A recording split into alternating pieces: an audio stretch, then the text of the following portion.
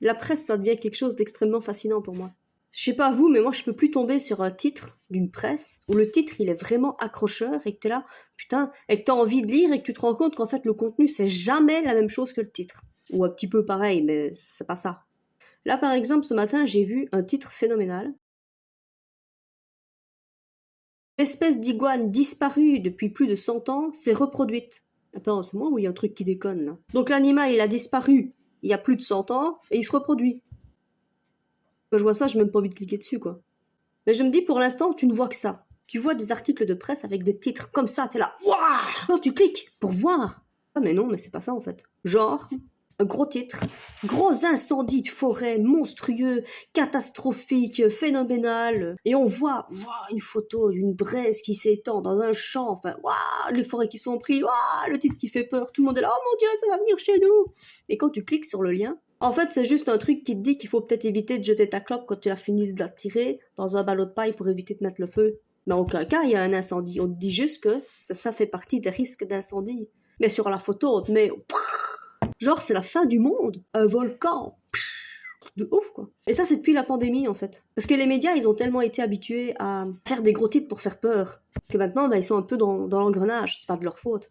Donc, je les plains. Bah, ils ont été payés pour ça, quand même, hein, donc... Parce que concrètement, si tu écoutes les médias, si tu écoutes les gros titres des journaux, quand on te disait pendant la pandémie, aujourd'hui encore des millions et des millions de morts avec la pandémie, ils ne sont pas vaccinés. Mais en fait, quand tu fais le calcul, je sais pas combien il y a d'êtres humains sur la Terre, hein. Et si tu fais le calcul de toutes les presses, tout le bazar, pour la Belgique, toutes les semaines, t'avais autant de morts, pour la France, pour l'Amérique, tout à toi. Quand tu fais le compte bout à bout, il y a plus d'êtres humains en fait. Bah oui, faites-le. Pour les gens qui ont des doutes un petit peu sur les motivations des médias, n'oubliez pas que ce sont ces mêmes personnes qui vous prédisent la météo. Enfin voilà, comme ça vous savez plus ou moins vers quoi vous allez. Par exemple, le jour où je serai célèbre, parce que peut-être qu'un jour je serai célèbre, les médias me diront va te faire foutre.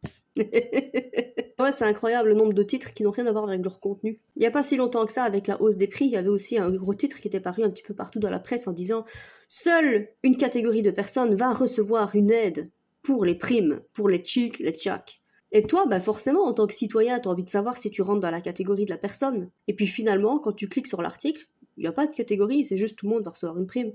Mais il fallait mettre le mot catégorie dans le titre pour t'inciter à cliquer dessus. Bien fait, hein? C'est très scientifique en fait la presse maintenant, hein. C'est toute une stratège. C'est un peu comme quand tu joues aux échecs. Faut être stratégique pour attirer le regard. Mais ils ont été bien boostés, hein. Parce que le gouvernement quand même, hein, c'est un bon prof, hein. Je me demande quand même ce qu'ils ont fait avec le pognon qu'ils ont reçu.